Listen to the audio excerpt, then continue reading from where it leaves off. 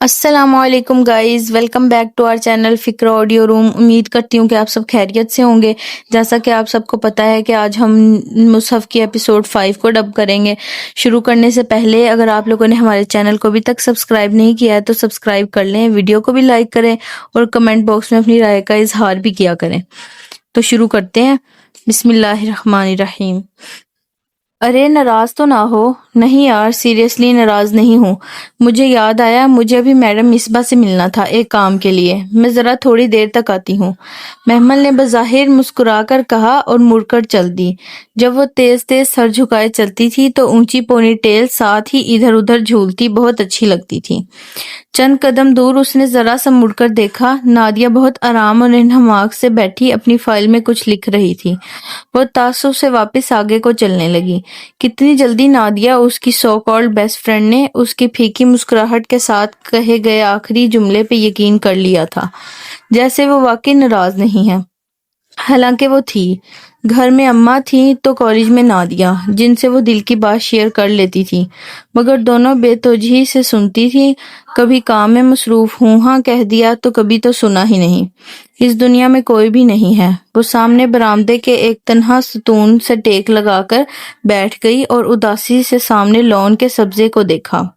سنہری اور چمکیلی صبح ہر سو بکھری تھی۔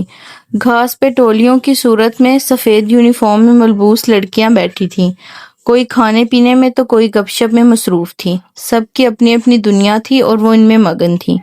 کیا یہی زندگی ہوتی ہے، یا کیا اس کی زندگی کی سی مشکل زندگی کسی اور کی نہ تھی؟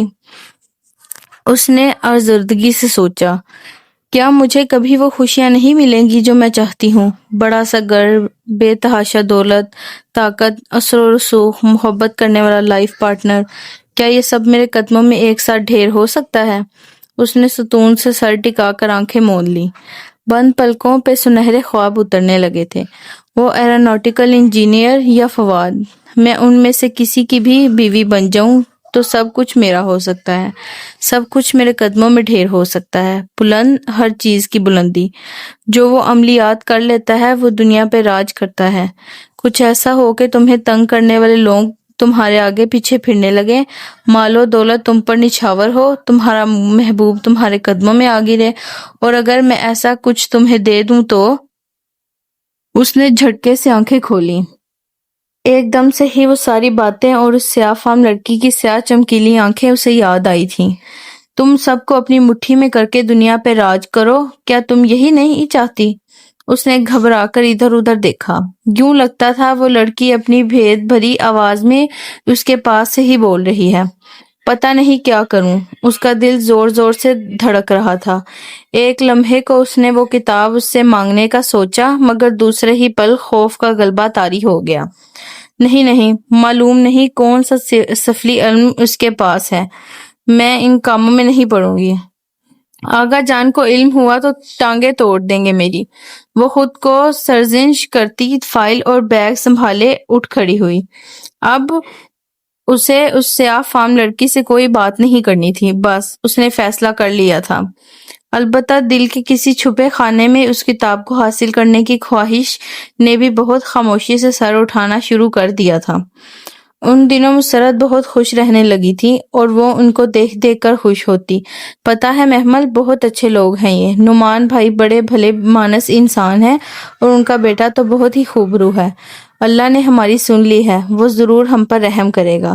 وہ کبھی کبھی بیٹھ کر اس کو بتانے لگ جاتی تو وہ خاموشی سے مسکراہٹ دبائے سر جھکائے سنتی چلی جاتی۔ اب تو گھر کے کام بھی آرام سے کر دیتی۔ کچھ دن سے تائی کو جواب دینے بھی چھوڑ دیے تھے۔ پہلی دفعہ اس زندان سے نکلنے کی کوئی امید جو بندھی تھی۔ سدرا البتہ اسے اٹھتے بیٹھتے بہت عجیب نظروں سے دیکھتی تھی۔ محمل پرواہ نہ کرتی، مگر اس روز تو حد ہی ہو گئی۔ وہ شام کی چائے ٹرالی دھکیلتی باہر لان میں لائی تو سدرا نے ایک دم اسے دیکھتے ہی منہ پھیر لیا۔ شاید ابھی تک ناراض ہیں، اس نے سوچا، اور پھر جیسے مداوا کرنے کے لیے سب سے پہلے سدرا کا کپ بنایا۔ سدرا آپی چائے، بہت شائستگی سے مسکرا کر کپ بڑھایا۔ آپی، میں تمہاری آپی لگتی ہوں؟ سدرا نے کپ لیتے لیتے زور سے پٹخ دیا۔ گرم ابلتی ہوئی چائے محمل کے گھٹنے پہ گری۔ وہ بلبلا کر کھڑی ہوئی، کپ گھاس پہ جا گرا۔ یوں لوگوں کے سامنے آپی کہہ کر تم یہ ظاہر کرتی ہو کہ میں بوڑھی ہو گئی ہوں؟ ہاں، سدرا ایک دم چلانے لگی تھی۔ ممی ممی، اس کو دیکھیں، یہ ہمیشہ یہی کرتی ہے، یہ ہمیشہ لوگوں کے سامنے مجھے بے عزت کرتی ہے۔ سدرا نے زور زور سے رونا شروع کر دیا۔ ارے ان کی تو عادت ہے، یہ ماں بیٹی تو اس گھر کی خوشی دیکھ نہیں سکتی۔ نہ میری بیٹی، تم غم نہ کر۔ اور اب کھڑی کیا ہو؟ جاؤ اپنی نحوست لے جاؤ میرے سامنے سے۔ تائی مہتاب نے بھی بہت دنوں کا غصہ ایک دم نکالا۔ وہ جو شاکڈ سی تھی بھاگتی ہوئی اندر آئی۔ مسرت بھی پریشان سی کچن میں کھڑی تھی، انہوں نے بھی سن لیا تھا۔ محمل کچھ کہے بغیر اندر کمرے میں بند ہو گئی۔ اندازہ تو اسے تھا ہی کہ تائی کا موڈ اس روز سے بیگم نعمان کی باتوں پہ خراب ہے، مگر وہ کچھ کہہ بھی نہیں رہی تھی، چپ ہی سادھ لی تھی، شاید اس بات پہ کہ اب وہ محمل کی ہونے والی سسرال تھی، ان سے کیا پنگا لینا۔ مگر رات میں اس کی یہ خوش فہمی بھی دور ہو گئی جب اس نے کچن میں تائی مہتاب کو مسرت سے کہتے سنا، ہم نے تو اسی روز نعمان بھائی لوگوں کو انکار کر دیا تھا، محمل کی کون سا شادی کی عمر ہے، ابھی گھر کی بڑی بیٹیاں ہیں، پہلے ان کی ہوگی پھر ہی محمل کا سوچیں گے۔ چائے آغا صاحب کے کمرے میں پہنچا دو، وہ رات کا کھانا نہیں کھائیں گے، اور ٹیبل لگا دو۔ وہ حکم صادر کر کے بے نیازی سے باہر نکل گئیں۔ کچن کے دروازے پہ دھواں دھواں چہرہ لیے کھڑی محمل پہ بس ایک استزائیہ نگاہ اچھالی تھی، جبکہ اندر نڈھال سی بمشکل کھڑی مسرت کو دیکھنا بھی گوارا نہ کیا تھا، جن کے دل پہ انہوں نے الٹی برچھی چلا پھیر دی تھی۔ اسے نہیں علم تھا کہ کیوں، مگر وہ رات دیر تک برآمدے کی سیڑھیوں پہ بیٹھی روتی رہی تھی۔ اندر سب سو رہے تھے، مسرت بھی سونے چلی گئی تھی۔ وہ پڑھائی کا بہانہ کر کے باہر آئی تھی اور دیر سے ادھر بیٹھی بے آواز آنسو بہا رہی تھی۔ کچی عمر کا پہلا خواب تھا، وہ بھی ایسے کرچی کرچی ہوا تھا کہ روح بلبلا اٹھی تھی۔ وہ اتنی ہرٹ ہوئی تھی کہ دل پھٹ رہا تھا۔ کوئی اتنا بھی ظالم ہو سکتا ہے جتنی تائی تھی، جتنے یہ سب لوگ تھے۔ اس کا دل چاہ رہا تھا وہ بے خبر سوتے ان لوگوں کے کمروں کو آگ لگا دے، یا چھری سے ان کی گردنیں کاٹ پھینکے، یا زہر دے کر سب کو مار دے، اور آخر میں خود بھی پھانک لے۔ نفرت، بہت شدید نفرت محسوس ہوتی تھی اسے اپنے ان رشتہ داروں سے۔ اس کا دل چاہتا تھا وہ ان گھٹیا اور کمینے لوگوں سے دور چلی جائے، جہاں اسے ان کی شکل نہ دیکھنی پڑے، اور واقعی اب وہ چلی بھی جائے گی۔ اس نے سوچ لیا تھا بس ایک دفعہ اسے وہ اسکالرشپ مل جائے جس کے لیے اس نے برٹش ہائی کمیشن کے اعلان کے بعد اپلائی کیا تھا، کہ بھلے گھر کے جو حالات ہوں۔ اس نے 5th سے FSc تک ہر بورڈ ایگزام میں پورے بورڈ میں ٹاپ کیا تھا۔ FSc پری انجینئرنگ میں ٹاپ کرنے کے باوجود اس کا انجینئرنگ کی طرف رجحان نہ تھا یا رہا نہ تھا، سو BSc میتھمیٹکس میں ایڈمیشن لے لیا تھا، اور اسے امید تھی کہ اب بھی وہی ٹاپ کرے گی، اور اگر اسکالرشپ اسے مل جائے تو بہت آسانی سے اسے اس زندان سے چھٹکارا مل جائے گا۔ وہ آنسو ہتھیلی کی پشت سے رگڑتی، اس سوچ میں گلتاں تھی کہ کوئی اس کے سامنے آ کھڑا ہوا۔ وہ جوتے دیکھ کر چونکی اور بھیگا ہوا چہرہ اٹھایا۔ وسیم اس کے بالکل سامنے کھڑا تھا۔ وسیم بھائی؟ وہ کرنٹ کھا کر اٹھی اور 2 قدم پیچھے ہٹی۔ وہ تائی مہتاب کا تیسرے نمبر کا بیٹا تھا، فہد کا چھوٹا اور ناکارہ آوارہ بھائی۔ اس وقت بھی وہ اپنی سرخ آنکھوں سے اسے گھور رہا تھا، جانے کب اچانک آ کر ادھر کھڑا ہوا تھا۔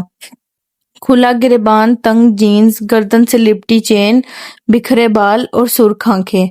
وہ نشہ کرتا تھا، گھر میں سب کو علم تھا، یہاں تک کہ فضا چچی اپنی بیٹیوں کو اس کے قریب بھی نہ جانے دیتی تھی۔ خود حسن بھی احتیاط کرتا تھا۔ آرزو البتہ لاپرواہ اور نڈر تھی۔ ویسے بھی وسیم گھر میں بہت کم ہی نظر آتا تھا۔ محمل ہر ممکن احتیاط کرتی کہ اکیلے میں اس کے سامنا نہ ہو، کہ اسے اس کی آنکھوں سے خوف آتا تھا، مگر آج جانے کیسے۔ کیا کر رہی ہو؟ وہ ایک قدم اوپر اسٹیپ پر چڑھا تو وہ بے اختیار مزید پیچھے ہٹی۔ کچھ نہیں، وہ اگا جان آواز دے رہے ہیں۔ وہ ایک دم پلٹ کر اندر بھاگ گئی۔ وسیم نے तमस्खराना सर झटका, चंद लम्हे इधर खड़ा सोचता रहा, फिर बाहर गेट की तरफ चल दिया। वो बहुत बोझल सी थी। वो बस स्टॉप पे बेंच पे अकेली बैठी मुतोरम आंखों से दूर उफक पे जाने क्या तलाश कर रही थी। जहां नीली सुबह के परिंदे उड़ रहे थे, रात भर के रोने के बाइस उसके सर में दर्द की टीसें उठ रही थी, और ऊपर से वो स्याह फाम लड़की भी नहीं आई थी। जाने आज वो किधर रह गई थी, अभी तक क्यों ना आई थी। सिर्फ इसलिए महमल आज 15 मिनट पहले ही आ गई थी ताकि 10 के बजाय 25 मिनट उसके साथ मिल जाए। मगर ये तो उसे मालूम भी ना था कि वो आती कब थी। उसे तो ये भी मालूम ना था कि वो उसका इंतजार क्यों कर रही थी। हालांकि कोई बात ऐसी ना थी जिससे वो उसके साथ शेयर कर सकती, किसी मसले का हल दरियाफ्त कर सकती या उसके साथ बैठकर रो सकती। नहीं, उसके पास बताने को कुछ भी तो नहीं था। फिर भी उसे उसका इंतजार था। वो बार बार कलाई पे बंधी रिस्ट वॉच देखती। लम्हे सिरकते जा रहे थे। 25 मिनट खत्म होने को थे, मगर उस स्याफाम लड़की का दूर दूर तक कोई नामो निशान न था। बस का हॉर्न बजा तो वो शिकस्ता कदमों से उठकर चल दी।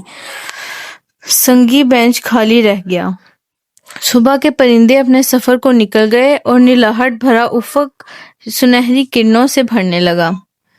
वो बहुत उदास सी बस में सवार हुई थी। सारा रास्ता खामोश सी गर्दन मुड़े खिड़की से बाहर देखती रही। उसकी लंबी सुराही मानंद सुनहरी गर्दन ऊंची पोनी टेल के बाइस पीछे से भी झलकती थी और उसे यकसर मुमताज बना देती थी। बस के रुकने से कबल उसने बैग में से पॉकेट मिरर निकाल कर देखा और फिर कुछ सोच कर मुतुरम सूजी आंखों को छुपाने को गहरा काजल डाल लिया था। महमल, तुम इतना काजल मत डाला करो, माइंड मत करना, मगर तुम्हारी आईज बिल्कुल गोल्डन कलर की हैं और काजल में बिल्कुल बिल्ली की तरह लगती हैं। You know, cat woman. Nadia देखकर हंसकर बोली, और मुझे बिल्लियां बिल्कुल पसंद नहीं। खाओगी? उसने हाथ में पकड़ा चिप्स का पैकेट बढ़ाया। महमल ने एक खामोश निगाह उस पर डाली और नो थैंक्स कहकर सर झुकाए अपनी किताब पे कुछ लिखने लगी। सर झुकाने से उसकी ऊंची पोनीटेल मजीद उठ जाती और भूरे बाल गर्दन पे गिरते दिखाई देने लगते। My pleasure. नादिया ने शाने उचकाकर पैकेट वापस ले लिया। वो खामोशी से सर झुकाए कुछ लिखती रही। वो लाइब्रेरी में नादिया को कल तायम्मा के जवाब वाली बात बताने आई थी, मगर उसका तंज सुनकर दिल एकदम टूट सा गया था। बस चुटकी बजाते उसने महमल की खूबसूरत बादामी सुनहरी आंखों को बिल्ली से मुशाबा करार दे दिया था। शायद इसलिए कि आम सी सूरत की नादिया जब महमल के साथ चल रही होती तो बहुत से सर मुड़कर हमेशा सताइशी निगाहों से महमल को ही देखते थे। दराज कद, स्मार्ट लंबी गर्दन और ऊंची ब्राउन पोनीटेल वाली लड़की जिसकी सुनहरी आंखें धूप में और भी ज्यादा चमकती थीं। पूरे कॉलेज में पॉपुलर थी। ऐसे भी जब वो काजल डालकर मजीद खूबसूरत दिखती तो नादिया से कभी कभार बर्दाश्त न होता और वो कुछ ऐसा जरूर कह देती जो महमल का दिल तोड़ देता था। अब भी वो नादिया अपनी बेस्ट फ्रेंड के पास रोने आई थी, मगर नादिया के पास उसके दुख सुनने की फुर्सत न थी। वो मुसलसल अपने नोट्स में मगन थी और जब जरा देर को फारिग हुई तो उसका दिल कुछ ऐसे तोड़ा कि वो फिर कुछ कह ही ना सकी। हाँ, तुम कुछ बता रही थी। वो चिप्स का पैकेट किताब की ओट में किए मुसलसल चिप्स निकाल कर कुतर रही थी। ताई अम्मा की बात थी शायद। नहीं, कोई बात नहीं थी। अच्छा, मुझे लगा तुम्हें गलत लगा। मैं चलती हूँ, सारा से कुछ काम है। वो मसरूफ सी किताबें उठाए बाहर निकल आई। अगले 2 रोज यूं ही मुजमहल से गुजरे। परेशानी, मायूसी, नाउमीदी और दुख, वो हर तरह के मुनफी ख्यालात में घिरी हुई थी। यूं लगता था जैसे दुनिया से रंग ही खत्म हो गए हों। सब कुछ फीका फीका सा था और दिल का बाग वीरान उजड़ा हुआ। और फिर अचानक तीसरे दिन वो स्याह फाम लड़की आ गई। उसने दूर से उसे बेंच पे बैठे देखा तो एकदम गुस्से की एक लहर उसके अंदर उठी। वो तेज तेज चलती उसके करीब आई। तुम 2 दिन से कहाँ थी? स्याह फाम लड़की ने सर उठाया। वो बहुत गुस्से से उसे देख रही थी। मेरा कुछ काम था। तुम्हें मजा आता है दूसरों को अपना इंतजार करवा के? तुम्हें लगता है मैं तुम्हारी मदद के बगैर मर जाऊंगी? हाँ, हालांकि ऐसा नहीं होगा। तुम तवज्जो लेने के लिए वो बातें करती हो जिससे दूसरा तुम्हारी तरफ खींचा चला आए, मगर मुझे तुम्हारी बिल्कुल जरूरत नहीं है और ना मुझे तुम्हारी परवाह है। اور مجھے وہ تمہاری کتاب کی بھی ضرورت نہیں، میں نہیں مری تمہاری مدد کے بغیر، دیکھ لو میں زندہ ہوں۔ تیز تیز بولتے وہ ہانپنے لگی تھی۔ سیاہ فام لڑکی ذرا سا مسکرائی۔ تو تم میرا انتظار کر رہی تھی؟ نہیں، ہرگز نہیں۔ وہ 2 قدم پیچھے ہٹی۔ مجھے تمہاری کوئی ضرورت نہیں ہے۔ تم شاید بلند آواز میں اپنے دل کی آواز کو جھٹلا رہی ہو۔ اگر ایسا ہے تو یہ مت کرو، اپنے دل کی سنو، وہ تمہیں کچھ کہہ رہا ہے۔ مجھے ڈیٹیکٹ مت کرو، میں اپنا اچھا برا خوب سمجھتی ہوں۔ تم میرے ساتھ امید افزا باتیں کر کے اپنی کتاب مجھے بیچنا چاہتی ہو، میں خود سمجھتی ہوں تمہارا مقصد، مگر یاد رکھنا میں تم سے یہ کتاب ہرگز نہیں خریدوں گی، نہ ہی میں تمہیں یہ بیچ رہی ہوں، لیکن ایک دن ایسا آئے گا جب تم خود مجھ سے یہ کتاب مانگنے آؤ گی، اور تب میں تمہیں فوراً یہ تھما دوں گی۔ ابھی تم سفر کے آغاز میں ہو، اور جب تھکو گی تو اس کتاب کے پیچھے آؤ گی۔ مجھے تمہاری کسی بات کا برا نہیں لگا، مجھے بس تمہارے تھکنے کا انتظار ہے۔ تمہاری بس آ گئی ہے۔ آج کے لیے بس اتنا ہی۔ اب ملتے ہیں کل کے ایپیسوڈ میں۔ ہمیشہ خوش رہیں، ہنستے مسکراتے رہیں۔ خدا حافظ۔